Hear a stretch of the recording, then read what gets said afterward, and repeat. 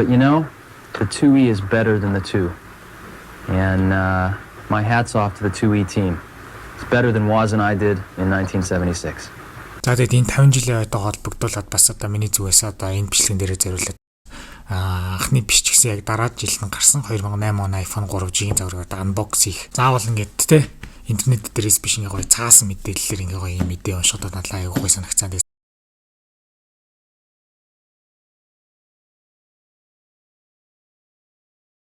Apple компани хамгийн анх Steve Jobs буюу одоо гол санаачлагч, за тэгээд Steve Wozniak буюу одоо инженер, за тэгээд Ronald Wayne буюу бизнес талаас нь хариуцж байгаа энэ хүү гурван хүний одоо баг бүрэлдэхүүнээр бол эхэлж ирсэн юм. 1976 оны 4 сарын 1-ний өдөр Калифорни мужид одоо Steve Jobs-ийн өөрийнх нь гэрийнх нь одоо гаражт одоо энэ хүү анхны Apple One гэж байгаа компьютер маань бол гарч ирсэн юм. Тэгээд Ronald Wayne нэрийг одоо улаанаар тэмдэглэсэн шалтгаан нь гэвэл энэ гурав хамтраад ерөөсөө 12 хоногийн дараа өөрийнхөө компани 10% цаг $800 зараад бол компаниас бол гарч ирсэн юм. Тэгээд тухайн үед Ronald Wayne хэрвээ яг 10%-ийн хувьцааг зарж гараагүй өнөөдрийн хүртэл байрсан байсан бол 250-аас 300 тэрбум долларын бол одоо хөрөнгөтэй болох боломжтой байж. За тэгээд энэ хүү гаражт анхныхаа Apple One буюу анхныхаа компьютерийг бол ингээд бүтээсэн мэн энэ хүү компьютер нь бас ямар хөө онцлогтой вэ гэхээр keyboard байхгүй, дэлгэц байхгүй, зүгээр шүү дан процессор юм байна.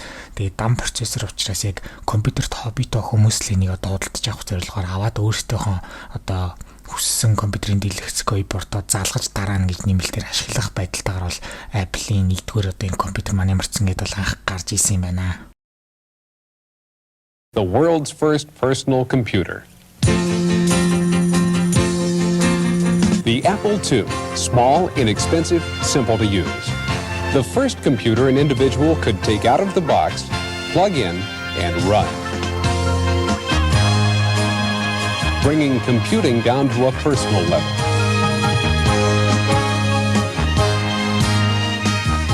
One person, one computer. Throughout the world, more than 750,000 Apple IIs are being used, the largest installed base of any computer manufacturer. Business. Home. Education, science. 1976, when Woz and I designed the Apple II, what we tried to do was use the state-of-the-art technology available to us at that time to create a product that had a greater value for a computer than had ever before been realized. And I think we achieved that, because Apple II went on to be the largest selling computer in the history of the world, and still is. We want to continually bring this experience of using a computer to more and more people. And we embarked upon a program approximately 24 months ago to take this best-selling computer in the world and increase its value even further by using the state-of-the-art technology available to us today that wasn't available in 1976. And as a result, we've created the 2E, the same old 2, but implemented with 1983 technology. But you know, the 2E is better than the 2. And my hat's off to the 2E team. It's better than Woz and I did in 1976. За тэгээд мэдээж хэрэг саний бичлэг үзсний дагуу та нар ойлгосон бах Apple хамгийн анх гаргасан бол эхний 2 компьютерууд дараагийн хөгжүүлэгдсэн 2i загварууд бол гол санаа нь одоо энгийн хүмүүст компьютерийн хэрэглээг одоо масс түгээхийн бол зорилготой байсан. Тэгээд гэхдээ мэдээж хэрэг ганц Apple бол энэ компьютерийг бол хийж байгаагүй, хөрсөлдөгч компаниуд бол байсан. Microsoft-аас бол ахуулаад IBM-ээс ахуулаад бол компьютерууд бол байсан. Гэхдээ хамгийн анх их зарагдаж чадсанаар бол мэдээж хэрэг Apple-ийн 2 гэдэг компьютер бол одоо болж чадсан юм байна. За энэ хүү хөгжлийн дараа 1984 онд гарсан Macintosh компьютер одоо бас дараагийн одоо Mac-ийн компьютерийн бас нэг маш том алхам хийсэн одоо түүхэн үйл явдлыг хэдүүлээ болоод харцгаая. Today we celebrate the first glorious anniversary for the first time in all history, a garden of pure ideology, where each worker may bloom, secure from the pests, obeying contradictory thoughts. The creation of thoughts is more powerful a weapon than any fleet or army on earth. We are one people. will, one resolve, one cause. Our enemies shall talk themselves to death, and we will bury them with their own confusion. We shall prevail. On January 24th, Apple Computer will introduce Macintosh. And you'll see why 1984 won't be like 1984. And those of us that have been really close to it will all tell you it is insanely great. And you'll have a chance to see a little bit more of it later on tonight. You've seen some pictures of Macintosh in these slides. But what I'd like to do now is show you the Macintosh in person.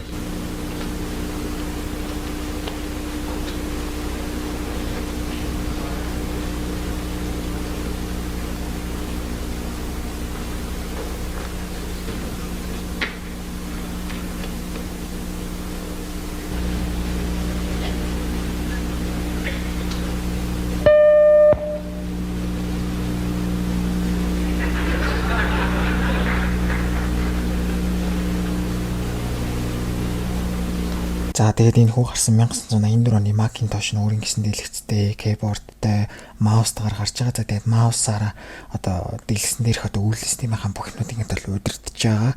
За тэгээд гол онцлог нь юу байсан бэ гэхээр энэ хүү дэлгэцэн дээр хүссэн график гаргах, документуудаа бичих, за тэгээд хүснэг ашиглах, тооны машин ашиглах, за тэгээд фонтуудынхаа хэлбэрүүдийг бол солих, хүссэн зурглалаа бүтээх, за тэгээд програмчлалыг ашиглах, за тэгээд тоглоом тоглох гэх мэтчлэн ерөөсөө энэ бүх санаа нь одоо өмнөх одоо Mac-ийн компьютертэй харьцуулахад Macintosh бол үнэхээр дараагийн одоо шатанд гарсан хамгийн одоо супер тухайн компьютер бол чадчихсан байна. Өөр дээрээ спикертэй учраас одоо өөрийнхөө бичсэн текстүүдийг хүртэл одоо селектлж байгаа бүр ингэж дуургаж уншуулж бол ингэж чаддаг болсон юм байна. Яг иймэрхүү өөрчлөлт шинжилтүүдийг одоо сонсохоор яг инээдтэй сонсогдож байгаа ч гэсэн тухайн үедээ бол олон нийтийг амарсан үнэхээр дараагийн шатны ойлголт бол байсан.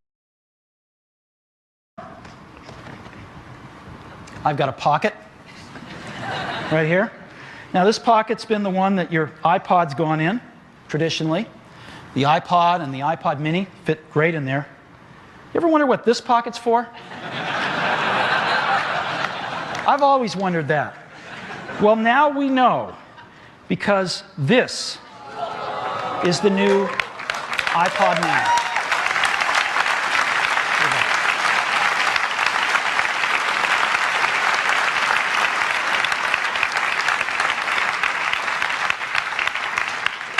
Тухайн үедээ тийм жижиг зан 1000 дуу хадгалах хүчин чадалтай зайд авч явхад авсаархан гэдэг санаагаараа iPod бол үнэхээр амжилттай байж бол чадсан. Олон хүний ч одоо дурсамжийг нь сэдрээдэг одоо төхөөрөмж байгаа. Тэгээд миний бас YouTube сувгийн хамгийн анхны бас амжилттай бичлэгүүдийн нэгээр бас iPod-ны бичлэг бол ингэ болж исэн. An iPod, a phone, and an internet communicator. An iPod, a phone. Are you getting it? These are not three separate devices. This is one device. And we are calling it iPhone. Today, Apple is going to reinvent the phone. And here it is.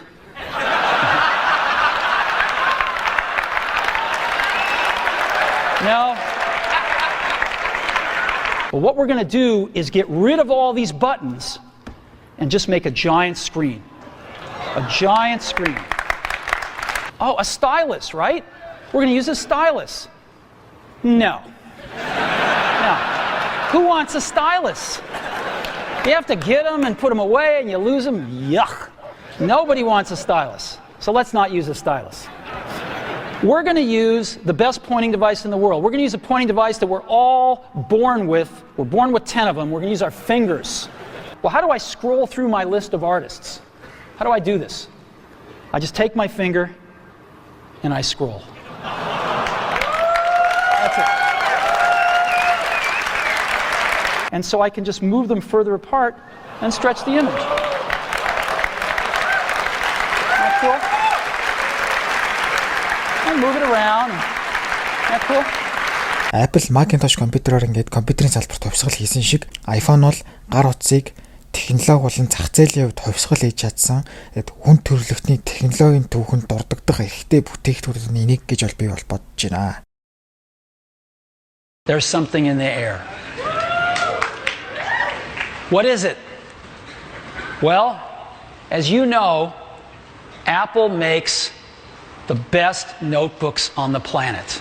The MacBook and the MacBook Pro. Well, today we're introducing a third kind of notebook. It's called the MacBook Air. Now, what is the MacBook Air? In a sentence, it's the world's thinnest notebook. It even fits inside one of these envelopes that we've all seen floating around the office. And so let me go ahead and show it to you now.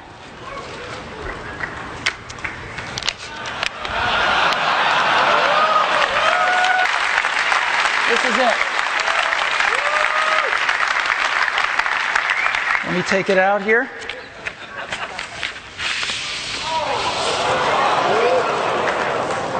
This is the new MacBook Air, and you can get a feel for how thin it is. Yeah, there it is. Look at this.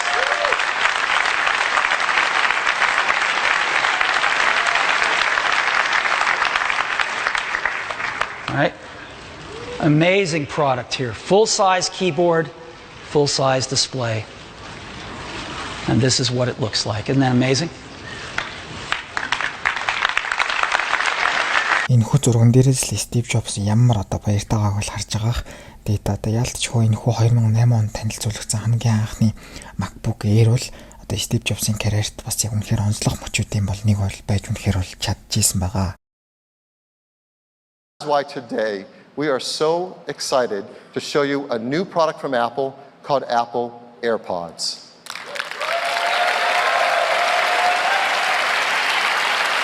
And here they are.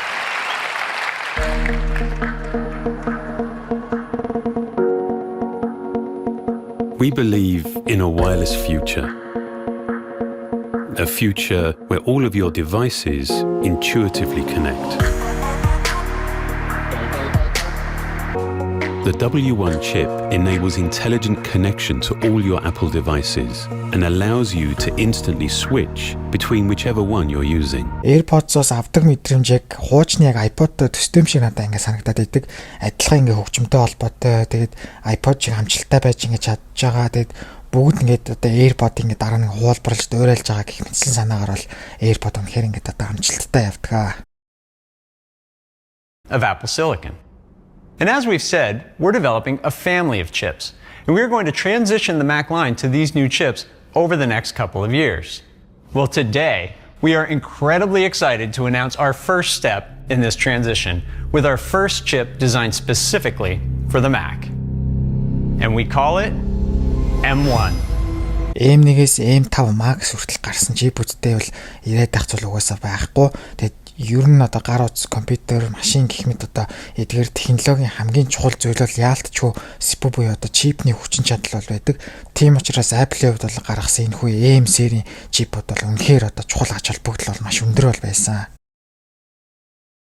We do have one more thing. So today, I'm excited to announce an entirely new AR platform with a revolutionary new product. And here it is.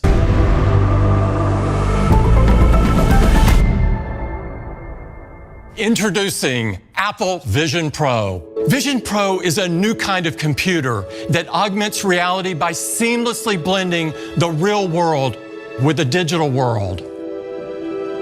It's the first Apple product you look through and not at. Vision Pro feels familiar, yet it's entirely new. Your eyes, hands, and voice. With Vision Pro, you're no longer limited by a display. Your surroundings become an infinite canvas. Яг үгүйсгэж байгаа юм бол биш. Vision Pro-гийн санааг бол би бол хангалттай сайн ойлгож байгаа. Гэтэл нэг л биш бол ингэ санагдаад байдаг. За гадуур явж байгаа самсргож байгаа ийм нэг сонио олсон. Тэгээд энэ сониныг бас та нарт сонирхуулах үднээс бас их бичлэгтэйгээ холбогдуулаад 50 жил одоо холбоотой болохоор бас гоё санагдсан. Тэгээд ер нь ийм одоо ямар нэгэн мэдээллийг ингээд одоо тий интернет дээрээс биш ингээд гоё цаасаар ингээд бас авах нь бас үнэхээр сонирхолтой санагдсан. Тэгээд би одоо сүүлд хизээ ингээд сонин дээр би ер нь хизээ сонин дээрээс юм уншиж байгаагүй. Тэгээд энэ дээрээс нэмэрсээ сонирхолтой юм харуулгаад одоо жишээ нь хүн алдсны шинэ гарсан киноны трейлер бас бүх одоо рекордыг нэвдсэн гинэ. Энэ бол надад шал удахгүй санагдаж байгаа. Хинт ч хэрэггүй хүн алдсны кино ингээд одоо ийм рекордыг нэвдэг бол үнэхээр сонир санагдаж байгаа. Тэгээд би бол Супер Баатартай киног маш сонирхдаг хүн. Тэгээд өмнөх хүн алдсуудын кинонуудын ач холбогдолтой харьцуулахад энэ кино бол одоо ер нь хинт ч хэрэггүй. Тэгээд хинт ч хэрэггүй кино яагаад рекорд нэвдэдэг байгааг би ерөөсөй ойлгохгүй байна. За тэгээд хэдүүлээ холбоотой яг одоо Apple-ийнхаа 50 жилийн ойтой холбоотой юм гаргахад энэ одоо сонин дээр одоо тэр хэсэгт Стив Джобсыг тавиад энэ дээр болохоор Тим Кукийг тавиад 50 жилийн Apple. За энэ дээр болохоор Apple 2 буюу одоо яг Apple 1-ийн дараа гаргасан яг одоо keyboard дэлгэцтэй яг анхны бас их суурин компьютерийн бас гаргасныг нь тавьсан байна. За Mac буюу анхны одоо яг тэр Macintosh-ыг нэрлсэн 84 онд гаргасныг ингээд тавьсан байна. За энэ голд нь болохоор ингээд Steve Jobs маань 2007 онд анхны iPhone-ыг танилцуулж ярьсан байна. За энэ дээр iPod ярьсан байна. За M5 чипийг ярьсан байна. Гэх мэтчлэн ингээд 11 оноос хойш одоо хүртэл CEO байгааг ингээд тавьсан байна. Нэг гоё ингээд цаасан дээрээс ингээд ном уншиж байгаа юм шиг энэ мэдрэмж өгч байгаа надад гоё санагдаад байгаа. За энэ дээр болохоор юу гэж юм гэхээр за MagSafe Charger буюу MacBook-ны цэнэглэгч байна. За Click Wheel буюу одоо тойруулаад өдөртдөг iPod-ны тохиргооны хэсэг байна. За Multi-Touch гэдэг 2-3 зэрэг мэдэрдэг дэлгэцэн технологи байна. За Digital Crown буюу Apple Watch-ийн хажуудалд бас өдөртдөг хэсэг гэдэг 15 онд гарсан. Proximity sensor гэдэг одоо яг iPhone-ийн чинь дэлгэцнийхэн дээд хэсэг дээр ингээд дэлгэцээ дарчих юм бол ингээд унтардаг хэсэг байна. За Retina display ярьсан байна. Touch ID-г ярьсан байна. Touch ID-г би одоо л ашиглаж байгаа. За Slide to Unlock буюу ингэж одоо түгжээ бол тайлаад байгаа. За энэ ингэ түгжээ тайлдаг бол одоо байхгүй болсон. Зөвхөн дараад бол тайлдаг болсон. Энийг буцааж авчих хэрэгтэй. За Taptic Engine буюу 15 оны супер технологиг ярьсан байна. За энэ дэр мэдээж хэрэг Taptic Engine haptic feedback өгдөг гэж бол маш гоё технологи гарч ирсэн. Даа ч энэ тухайн үед буцаад одоо 2-3 жилийн дараа байхгүй болгочихсон. Дотрын зай ажлуудын дэлгэц цуцаан байх шаардлагагүй байхгүй болгоо ийцэн True Tone Display гэдэг эргэн тойрны яг одоо орчин тойрны чинь өнгөтэй ойрхон болгодог дэлгэцийн технологи байна. Гэх мэтчлэн ингээд ийм гоё одоо сонирн болсон. Тэгээд заавал ингээд те интернет дээрээс биш ингээ гоё цаасан мэдээллээр ингээ гоё юм мэдээ уншихад надлаа аягүй гоё санагцсан. Тэгээд санамсаргүй байж байгаа дийг ийм бол сонирн бол олсон баг. За тэгээд энэ 50 жилийн ойтой холбогдуулаад бас одоо миний зүгээс одоо энэ бичлэгэн дээрээ зориулаад бас анхны биш ч гэсэн яг дараа жил нь гарсан 2008 он iPhone 3G-ийн зургаар unbox хийх зорилгоор бас ингээ та нарт харуулъя гэж бодсон. Тэгээд хэдийнэ бол задлцсан. Тэгээд ер нь бол одоо ажилдаг одоохондоо батарей нь бол ингээ дууссан байгаа. За тэгээд энэ артлыг би сольж исэн нэг ангуудаа уцаа яг унгаагаад их нь хагараад дахиад нэг очиол солиулж ирсэн. Одоо тэгтээ ямарч байсан. Иймэрхүү байдалтайгаар бол байрны SIM-ийн хэсэг байна, чивчний оролт байна, доотлынх нь 2 спикер. За тэгээд цэнэглэгчний оролт нь therapy гэдэг айгуу зузаан оролт өгдөө шүү дээ. Тэгээд дуу нэмж хасдаг. Тэгээд энэ бас ингэж харагддаг та нар санаж байгаах. За нэг юм байна. За ингээ уцаа ингээ тавьчих. За ингээд чатгаараа л хадгалсан. Тэгээд ихэнх юмнууд нь байгаа. Зарим нь бол авах адаптер нь байхгүй. Тэгээд SIM-ийнх нь яг тэр яадаг одоо энэ SIM гаргадаг энэ төхөөрөмжийг нь алга болгоцсон. Төхөөрөмжийг нь тэр SIM гаргахчийг нэх юм уу? За ингээд хоёр шиг юм байна. За энэ дэр болохоор iPhone 3G яаж ашиглах одоо гарын авлага гэхүү те. Энэ гоё юм надад бол байдаг. Тэгээд одоо харахад тэгээд одоо дурсамжтай юм да. За энэ finger tips гэдэг одоо бас нэг одоо юм хуртуулгацсан одоо цаасан меню тайлбар юм уу юм байна. Артал дээр бас байдаг бах тий. Тийм. Артал дээр нь бас байна ингээд маш сонирхолтой. Ийм дээр юм технологи юмнууд бол гоё байдаг. Тэгээд хуучны юм ингээд ялцчих татагддаг учраас иймнүүд бол ялчих гоё санагдаад байдаг аа. За тэгээд анхны гарсан iPhone ч яг хав. Тэгээ бас надаас нэг ийм ном байт юм ээ. Тэгээд сая яг 50 жилийн үед холбогдуулаад бас Steve Jobs-тай холбоотой нэлийн юмнууд уншсан. Тэгээд Steve Jobs ба түүний хэлтэх урлагийн гайхамшиг гэдэг ийм ном бол байна. Тэгээд энийг бас доторхыг бас нэг тухайн үед бол уншаад бас нэг презентацийн хичээл зааж явахдаа бас нэг энэ дээр хэдэн санаа аваад бол ашигласан. Тэгээд энэ бол надад бас тухайн үедээ л айгүй гоё санаа ном бол санагдчих авчихсан. Тэгээд одоо уншаад бол одоо хинт ч хэрэггүй ном шиг санагдаж байна. Тэгээд дахиад нэг уншаад ер нь хэрэгтэй ном уу хэрэггүй ном гэдгийг дахиж нэг харах бах. Тэгээд номных нь бүтцэн яг нэг юм iPad гэх юм уу, нэг юм харагддаг ийм ном байна. За бичлэгийн 2 дахь хэсэг бол эхэлж байна. За энэ хэсэг нь болохоор Steve Jobs-ийн 90 үед гарсан одоо Apple-ийн хамгийн чухал төхөөрөмжүүд болон Tim Cook-ийн үед гарсан хамгийн чухал төхөөрөмжүүдийг ер нь чагсааж харъя гэж бодсон. Ягаад вэ гэхээр ер нь хинийх нь үед хамгийн одоо ач холбогдол өндөртэй зүйл гарсан байдгийг одоо харах үдний цалин чагсаалтыг бол хийсэн байгаа.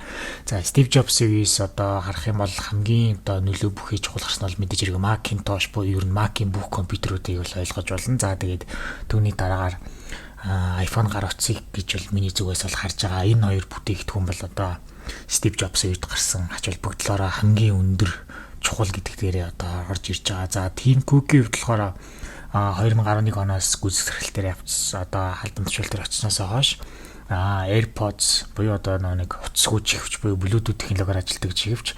За тэгээд Apple Silicon chip буюу одоо Apple-ийн анхны өөрсдийг нь гаргасан одоо ARM технологи ашиглаж байгаа. AM1 чипээс авахулж одоо их гарч байгаа одоо чипүүдийг бол чухалд бол авч үзэж байгаа. За тэгээд Apple Vision Pro бас чухлаар бол авч үзэж байгаа. За тэгээд ерөнхийн ингээд ер нь харьцуулах юм бол за яг нэг заавал нэгнтэй нь бол өрсөлдүүлэх гэдэг юм бол биш. Яг ингээд харах юм бол ач холбогдол талаас нь мэдээж хэрэг Steve Jobs-ийн үеийг бол одоо юу тач бол харьцуулж шгүй. За тэгээд Tim Cook-ийн дараагаар гарах одоо Ternos гэдэг одоо дараагийн CEO бас ямар төхөөрөмжүүд гарахнаас мэдээж хэрэг бас маш их сонирхолтой. За тэгээд ер нь ингээд анзаарах юм бол Steve Jobs бол технологиг бол үнэхээр сайн мэддэг байсан. За тэгээд өөрийнх нь хэлтгэлүүд за тэгээд Apple-тай холбоотой одоо keynote-ууд дээр бол одоо технологийн талаар ярих, одоо технологийн талаарх ойлголтууд нь бол үнэхээр одоо супер дээд түвшний бол байдаг гэсэн ерөөсөө ямар ч хүнд бол ойлгуулж бол буулгаж бол чаддаг байсан гэдэг талаас нь бол миний хувьд бол маш их таалагддаг. Tim Cook бас мөн ялгаагүй маш мундаг одоо Apple-ыг хамгийн өндөр үнэлгээтэй технологийн компани л хөтлж явсан гэх мэтчлэг ач холбогдол талаас нь бодох юм бол маш чухал зүйлсүүд байна. Энэхүү хоёр гүйцэтгэх захирлыг бол харж агаад бол Apple-ыг дүгнэнэ гэдэг бол маш буруу. Энэний ард бол инженерүүд байгаа. Steve Wozniak гэдэг анхны Steve Jobs-тай хамтарсан хүн байна. За Tim Cook-ийн ард ажиллаж байгаа маш олон инженерүүд байна. Зөвхөн дан ганц камерын дээр нь ямар олон инженерүүд ажилладаг вэ? iPhone-ийн камерын дээр гэх мэтчлэн арталт нь ажиллаж байгаа л одоо инженерүүдийн бол бүтээл наадталт нь л одоо гарч одоо нүүр зургийг нь хилтгэж байгаа л хоёр том болохоос биш яг энэ хоёрыг одоо яг харьцуулж ярих нь бол миний зүгээс л буруу гэж бодож байна. Гэхдээ ер нь одоо технологи тайлбарлаж байгаа хэлтгэл болон одоо яаж технологиг ярьж гин гэдэг талаас нь ерөнхий харьцуулж харах юм бол Steve Jobs-ийн үүднээс бол одоо үнэхээр ил хөг байхгүй үнэхээр супер бол байсан. Технологиг бол маш сайн ойлголттой, энгийн хүмүүст одоо маш сайн ойлгох талаас нь бол маш супер байсан гэж бол би бол хардаг. Tim Cook-ийн хувьд яг энэ зан чанартай нь яг энэхүү Steve Jobs-ийн чадвартайг Tim Cook-ийг харьцуулах юм бол ер нь бол бас жоохон яг дүүж бол очихгүй байгаа. Мэдээж хэрэг Steve Jobs-тай хүн харьцуулах нь мэдээж хэрэг утгагүй бах. Тэгээд яг юу анзаардаг вэ гэхээр Tim Cook-ийн хувьд яг технологиг тайлбарлаад ингээ ярьж явж байхдаа ер нь бол ямар л технологийн тэр нь ерөөсө хамгийн супер, ямар гайхалтай юм бэ, ямар гоё юм гаргасан бэ, одоо гаргасан хамтлагийн хамгийн супер төхөөрөмж юм шүү, ямар гоё юм бэ, супер байна гэдэг яг энэ одоо хитгэн өгүүлбэрийг ерөөсөө ингээд өөрийнхөө баг одоо CEO дээр байсан 10 хэдэн жилийн турш тасралтгүй л яг л нэг л өнцгөөс яг л үнэхээр жоохон уйтгартай хамгийн супер нь гарлаа, хамгийн мундаг нь гаргалаа, ямар гайхалтай юм бэ гэдэг өнцгөөс л дандаа Tim Cook ярьдаг нь бол бас жоохон Steve Jobs-тай харьцуулахад бас жоохон сул санагддаг. За тэгээд ер нь миний YouTube сувг дээр ер нь их хүчлэн Apple-ийн технологиор бол дагнадаг. Apple-ийн технологиор дагнаны мөртлөө нэг ширхэг удаач би Steve Jobs-ыг бол дурдж байгаагүй. За яагаад вэ гэхээр номер 1 шалтгаан бол тийм цаг завдлах нь бол гараагүй. За хоёр дахь шалтгаан гэвэл одоо Steve Jobs гэдэг нэрийг Steve Jobs гэдэг хүний одоо царайч юм уу бичлэгэн дээрээ тавих, thumbnail дээрээ тавих, бичлэгэн дундуур дуртах гэхээс миний одоо бас санаа зовдөг байсан. Энэ том хүнийг одоо бичлэгнийхаа нэг хэсэг болгоод ярих бас үнэхээр одоо санаа зовштай. Бас үнэхээр сайн бэлдэж бас ярихгүй бол бас болохгүй гэдэг үднээс ер нь Steve Jobs-ыг би нэг ширхэг удааш одоо яг нарийн бол хизэж ярьж байгаагүй. Тийм учраас одоо нэгэнт одоо Apple-ийн 50 жилийн болсон маань Steve Jobs-тай угаасаа ингэж холбоотой. За тэгээд дараа нь бол миний зүгээс яг Steve Jobs-ийн амьдралыг тэр чигтнийг одоо баримтат маягаар бас үзэгч та нарт зориулаад бас нэг хөөрхөн бас цомхон ойлгомжтой гоё товч бас нэг гоё хэрэгтэй хүнд сонирхолтой санагдах гэсэн юмнуудыг агуулад Steve Jobs-ийн талаар нэг бас нэг бичлэг тусдаа бол угаасаа ярина гэж миний зүгээс бол боддог. Тэгээд 2015 онд Стив Джобсын талаарх юм кино бол гарч ирсэн. Тэгээд тухайн үед бол яг гарч яхад нь би бол кино театраар л үзчихсэн. Тэгээд энэ киног бас ингээд Стив Джобсын кино учраас бас өөрийнхөө YouTube сувг дээр энэ киноны талаар ер нь одоо товч тайлбарыг бас ингээд ярил бас та нарт хэр санагдах вэ гэж би бас асуумаар санагдсан. Тэгээд хэрвээ ингээд оруулал хэр хүмүүс сонирхож үзэх бол тэгээд Стив Джобсын киноноос гадна бас миний зүгээс технологитой холбоотой бас киноны тайлбарууд хийвэл бас сонирхолтой болов уу гэж их бодоод байгаа. Нэлээд бодсон. Тэгээд одоо жишээ нь Space Odyssey гэдэг одоо 68 онд гарч ирсэн энэ хүү Химэл оюухан толботой амар супер бол кино байдаг. Энийг бас ярил маш сонирхолтой санагдаад байгаа. За тэгээд Terminator гэдэг одоо технологийн кино байна. За тэгээд Matrix гэдэг бас нэг технологийн кино байна. За тэгээд яг иймэрхүү технологитой сэдвүүн холбогдсон иймэрхүү том кинонуудын яг технологи талаас нь яг тайлбарласан иймэрхүү ясаа ийм бичлэгүүдийг хийвэл одоо та нар бас хэр сонирхож үзэх вэ гэж бол би бас асуумаар байна. Тэгээд үнэхээр бас дажгүй бас үнэхээр одоо хүмүүс сонирхоод ивэл бас ер нь нэг цувралгоод нэг хамгийн супер одоо 10 технологийн киног бас нэг 10 дугаар болгож тестараалаад бас ингээ гаргах санаа бол байгаа. За тэгээд Apple Park гэж болоод Apple Park-ны үг хэрэг нь бол Apple-ийн өөртөө босгосон өөртөөх нь доош гэсэн үг. Ер нь бол одоо Калифорнид бол байрлалтай. Тэгээд энэ дээрээ 50 жилийн үед зориулаад бас дахиад нэг хідэн одоо уран бүтээлчдийг авчираад бас ингээ концерт бол хийсэн блэ. Тэгээд Paul McCartney гэдэг нэг аюу алдартай дуучныг авчираад бас энэ хүү концерт зохион байгуулад Apple-ийн ажилчид ингээ 50 жилийн яваа бол ингээ бас ингээ давхар бол ингээ хийсэн юм лээ.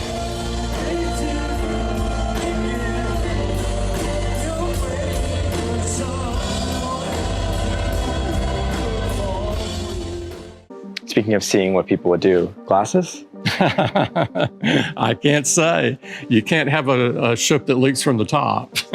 За тэгээ Wall Street Journal дээр бас 50 жилийн өмнө зориулаад одоо Tim Cook-ийг бол одоо ярилцлаган дүрээд бол ярьсан байлээ. Тэгээд энэ дээрээ ярьж явах зураа бол хоёр зүйлийг хэлсэн нь бол одоо яг анхаарал татсан.